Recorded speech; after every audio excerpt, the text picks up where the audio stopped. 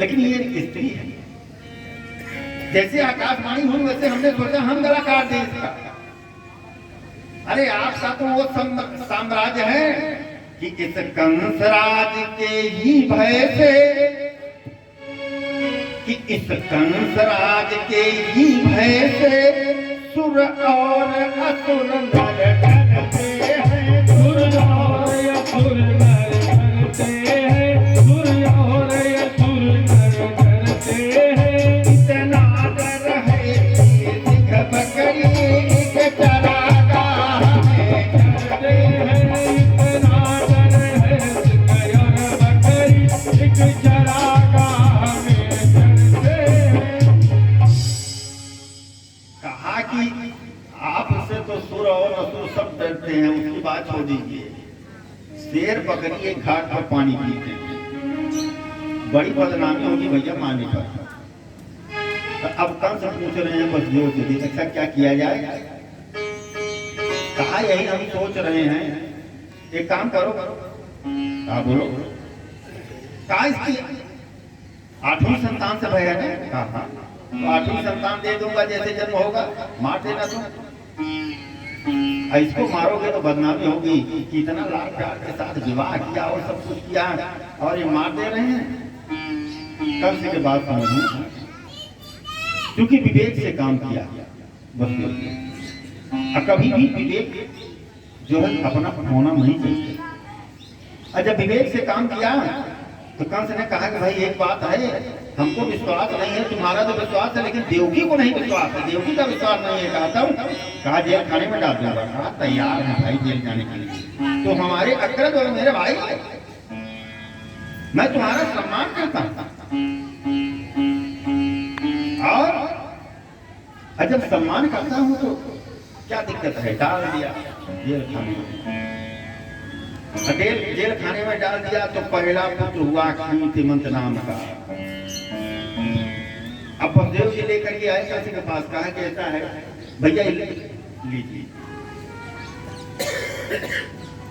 और लेकिन तुम्हारी बहना ने एक संदेश दिया है। कहा क्या? कहा भय है आठवीं से किसको तुम आएंगे, लेकिन सत्य के अनुसार उन्हें देना स्वीकार कर दिया। कंस ने कहा कि जाओ ले जाओ, 8वीं को मारेंगे। जब दे दिया तो नारद जी को पता चली। नारद जी ने कहा ओ कंस, तुम्हारे दया कब से आ गई? अरे दया आ जाएगी तो तुम ऐसे संतो ब्राह्मणों के ऊपर अत्याचार, पापाचार, दुराचार करते रहोगे और ब्राह्मणों की तो दशा होती रहेगी। ए प्रभु, आप तो जो है वहां पर श्री सागर में विराजमान है, यहाँ संतो ब्राह्मणों की तो दशा हो रही है, इस दुर्दशा को कौन झेलेगा? नारद जी ने सोचा कि अभी तक हम धर्म की शिक्षा देते आए सबको, लेकिन भगवान का अवतार जल्दी हो इसलिए अधर्म की भी शिक्षा देंगे। बोल राधे।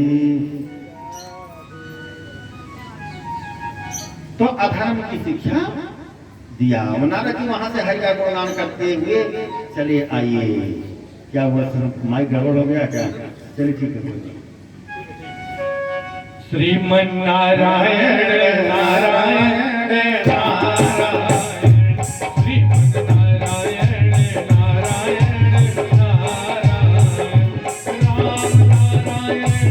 नारायण, राम नारायण नारायण नारायण, राम नारायण नारायण नारायण, माधव नारायण नारायण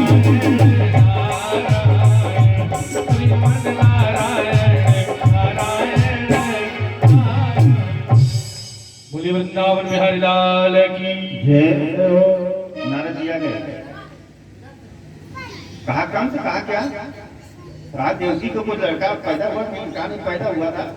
कहा तो बसदेव नहीं ले आए होंगे। कहा ले आए थे, मैं छोड़ दिया कि 8वीं से भय। कहा हाँ ठीक है। अरे तुम दैत्यों का विनाश इसीलिए होता है। कहा क्या हुआ? इसमें विनाश की क्या बात है? पंखुड़ी लिया, 8 रख दिया। कहा देखो यहाँ से गिनते हैं तो हर पहला 8वां होगा, हर 8वां पहला होगा। कंस ने कहा हाँ ये बात तो बहुत सही कही आपने, ये तो बहुत सुंदर बात कहा। तुरंत बसदेव को सूचना दो। नारद जी ने सोचा कि हमने बताया प्रायश्चित हमको लगेगा, हम लेकिन संध्या का आरती करके प्रायश्चित को जला देंगे, लेकिन हमारे सामने अगर मार देंगे तो पूरा पाप लगेगा। कहा भैया हमको जाने दीजिए तब बोलेंगे, नहीं तो पूरे पाप के भागीदार होंगे। कहा नारद जी बहुत होशियार। नारद जी ने कहा भैया कम से हम चलते हैं। कहा ठीक है चल दिए। बसदेव जी बेचारे लेकर के आए पुत्र को, कहा क्या है बताया, लिया और घुमाया आकाश में और पत्थर के शिला पर पटक दिया, गोविंदाय नमो नमः। इस तरह से 6 पुत्रों का वध कर दिया। 7वें पुत्र में साक्षात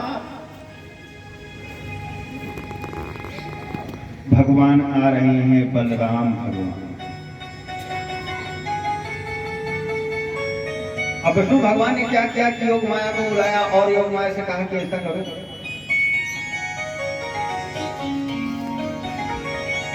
कि तुम जो है ले जाओ देवकी के गर्भ में उदरस्थ गर्भस्थ शिशु को जाकर के रोहिणी के उदर में डाल दो। और रोहिणी के उदर में डालने के बाद तुम जसोदा मैया की पुत्री लेकर के जन्म लो, और तुम्हारी मैं खूब पूजा कराऊंगा, और जो तुम्हारा दर्शन करेगा संपूर्ण मनोरथ सिद्ध हो जाएंगे। योग माया ने क्या किया कि देवकी के उदरस्थ शिशु को ले जाकर के रोहिणी मैया के उदर में डाल दिया। हुआ बलराम भैया का अवतार हो गया। जय हो बलदाऊ भैया की जय हो। अब 8वें में साक्षात परमात्मा आ रहे हैं। अब तो देवकी की कांति बढ़ गई, और जब देवकी की कांति बढ़ गई तो देखा कैसे पहरेदार भी देख रहे हैं, कहते हैं देवकी की आभा तो ऐसा है कि लाइट भी न जलाओ तब पर भी प्रकाश रहता है। कंस समझ गया, कंस समझ गया कि मेरा शत्रु आ रहा है। अब शत्रु आ रहा है तो कहा कि पहरेदारों को और सचेत कर दिया, और सेना लगा दिया। कहा कि और सेना लगा दे रहे हैं। इतना करना कि कहीं से जैसे उसका जन्म हो, अगर रात दिन में कहीं पर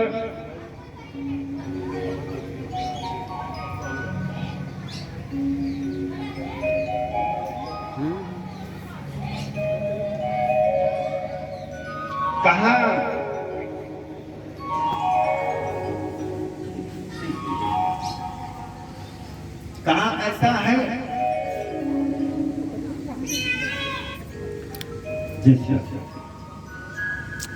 शुरू कर दिया है।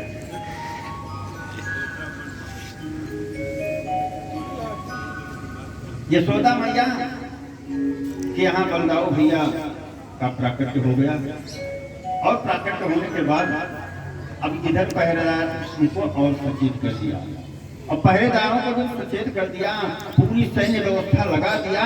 और सैन्य व्यवस्था लगा देने के बाद तत्काल करते क्या हैं कि देवता लोग गर्भस्थ स्तुति करते हैं। आइए हम आप लोग भी कर लें, क्योंकि ऐसी स्तुति करेंगे कि सब लोग करें, भाव से कृष्ण भगवान को बुलाएं। संस्कृत में तो करेंगे ही, लेकिन हिंदी में सब लोग भाव से बुलाएं कि हरि आ जाओ, हरि आ जाओ, हरि आ जाओ, हरि आ जाओ, हरि आ जाओ, आकर के दर्शन दिखा जाओ, हरि आ जाओ, हरि आ जाओ, हरि आ जाओ, हरि आ जाओ।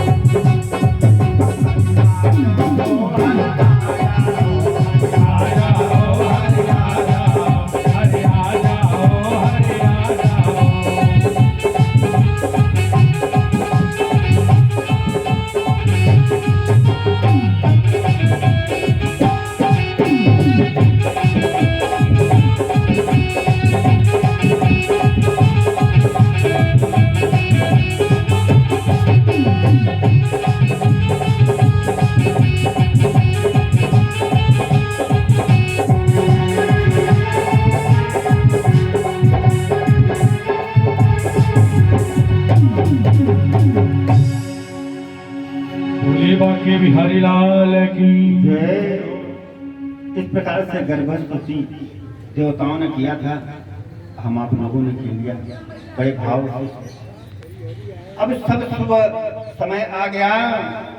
अथ सर्व गुणोपीतः कालः परम शोभना यदोक्त जनन नक्षत्र सताहंत्रियतारकम्। अब शुभ समय आ गया और समय आने के बाद माँ की उधर से प्रभु अवतार लिए, और जैसे अवतार लिए भगवान आ गए तो जितने पहरेदार लगे हैं वो खर्राटा लगा रहे हैं, और जेल में प्रकाश पुंज आ गया। और माँ एवं एवं वसुदेव देखते हैं कि तमद्भुतम बालकमंबुजेक्षणं चतुर्भुजं शंखगदायुधायुधं श्रीवत्सलक्ष्मं कलशोभिकौसुमं पीताम्बरं सान्द्रपयोधशोभम्। पीताम्बर धारण किए, चतुर्भुज रूप में प्रभु आए। मैया जो है देख करके कहती है कि ये चतुर्भुज रूप में आ गए। कहा हमने तपस्या किया था तो कहा था कि बच्चे के रूप में, लोग देखेंगे तो क्या, कहा की जैसे सुलीला अतिशीला। कहा ठीक है माँ निर्भय हो जाओ, मैं आ गया हूँ। कहा निर्भय नहीं होंगी बेटा, इसलिए कि निर्भय होने का समय अब नहीं रहा। कहा क्या हुआ, कहा कुछ नहीं, क्या हुआ, कहा तुम्हारे 6 भाइयों को मार डाला। कहा मैं आ गया हूं मां, मुझको जो है नंद बाबा के यहाँ जाकर के गोकुल में पहुंचा दो, और वहां पर एक अष्टौरी एक कन्या पैदा हुई है, उसी को ले आओ। ऐसा कहा कि ठीक है। अब नंद बाबा के यहाँ कन्या है और इनके यहाँ पुत्र है। वसुदेव जी लेकर के सूपा पर चल दिए, दरवाजा अपने आप खुल गया, हथकड़ी बेड़ियां खुल गई, और जैसे बाहर निकलते हैं शेष भगवान आ गए। और इंद्रदेव प्रसन्न होकर के मंद मंद बरसात करने लगे। बलराम भैया ने सोचा, कहा कि ऐसा है कि ये बरसात कर रहे हैं, पता लगेगा सर्दी लग जाए, तो अपना फन फैला करके पीछे पीछे चलने लगे।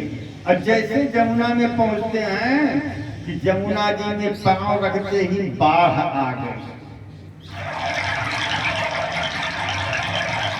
और जमुना जी में बाढ़ क्यों आ गई, इस पर संतों ने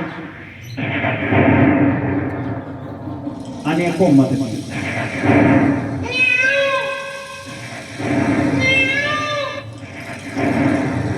कि बाढ़ क्यों आई।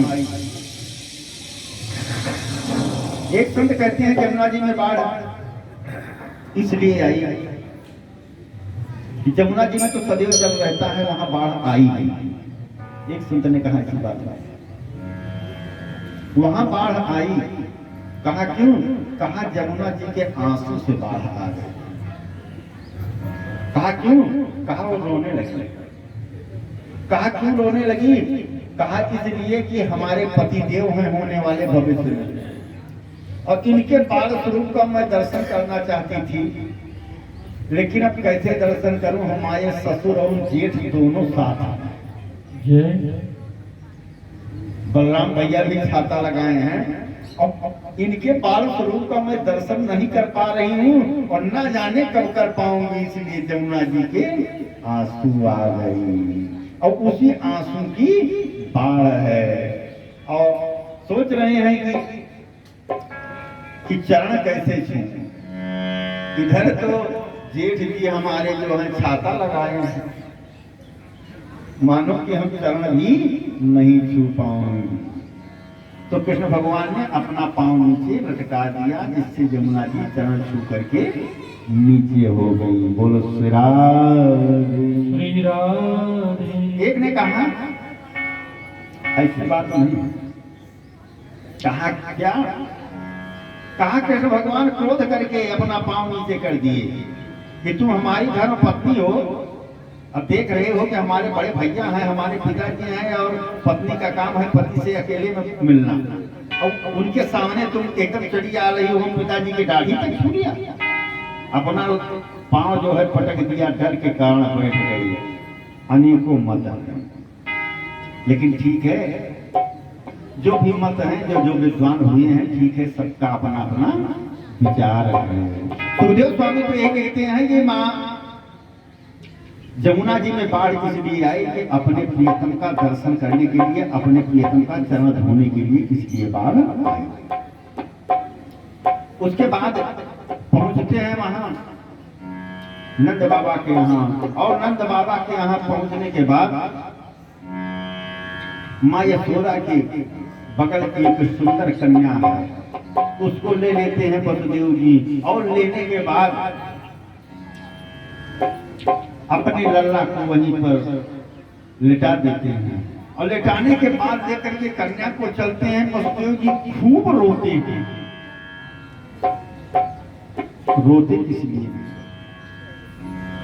कि मेरी जितनी संतानें हो गई, खत्म हो गई, आज एक संतान को हमने ज्यादा देर तक दर्शन किया, कितना सलोना, इसको मैं यहाँ छोड़ करके जा रहा हूं, और इसके बदले में प्रायश्चित लेकर के जा रहा हूं कि ये कन्या है, अगर इसको कंस मारेगा तो इसका प्रायश्चित मुझको सहन करना पड़ेगा, जितना मैं तपस्या करूंगा तो प्रायश्चित कटेगा, क्योंकि हम किसी की बेटी का को चुरा करके ले जा रहे हैं, अगर लालन पालन करके बेटी के रूप मानते तब भी ठीक है। रोते हुए लेकर के आ रहे हैं, यही सोच रहे हैं कि अपने बिल्ला को मैं छोड़ दे रहा हूं, क्या करें, और लेकर के आ गए। और जैसे आए जमुना जी में, जमुना जी को पार किया, पुनः बाढ़ आ गई, और उसके बाद जैसे जेल खाने में पहुंचे, फटाफट दरवाजा बंद,